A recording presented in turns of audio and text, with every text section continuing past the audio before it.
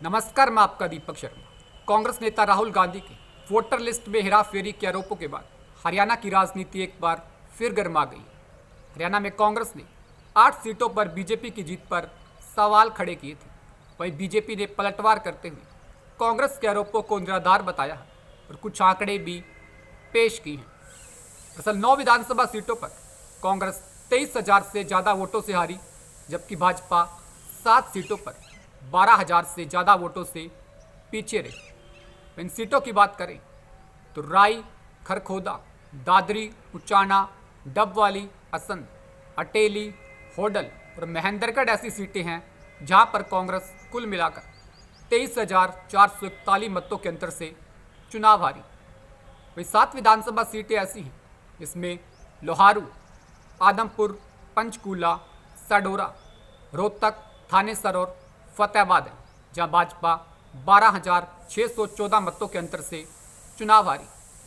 इस विधानसभा चुनावों के दौरान भाजपा ने 55 लाख वोट हासिल कर 48 विधानसभा सीटें जीती, जबकि कांग्रेस ने 54 लाख वोट हासिल कर 37 विधानसभा सीटें जीती।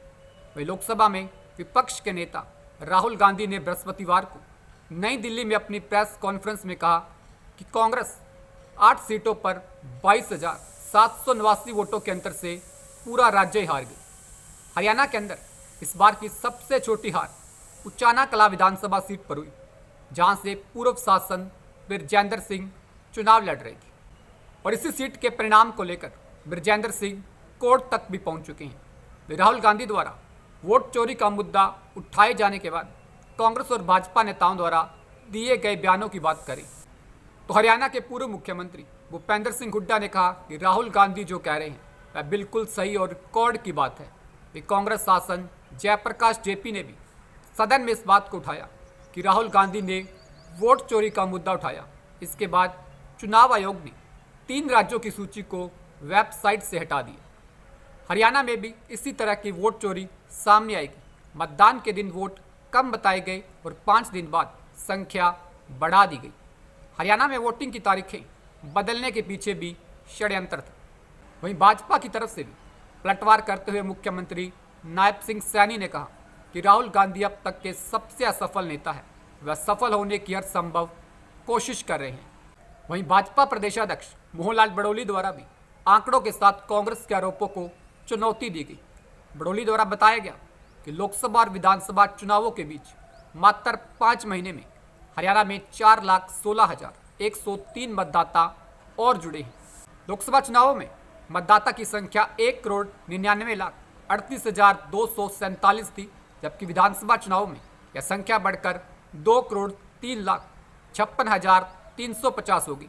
मतलब औसत रूप से हर विधानसभा क्षेत्र में 4,623 मतदाता नए जुड़े।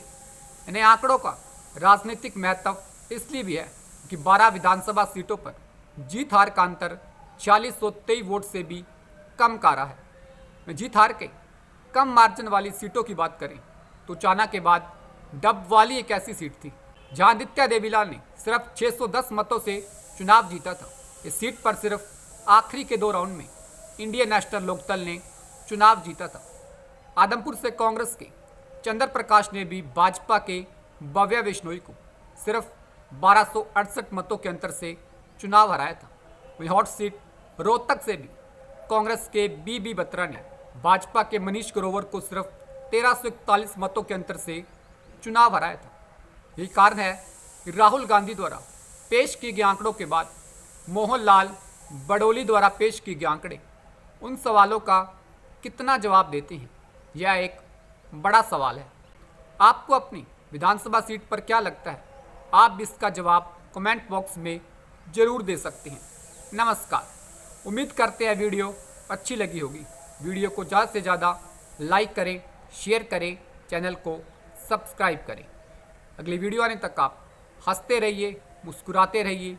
प्लीज़ अपने स्वास्थ्य का ध्यान रखें।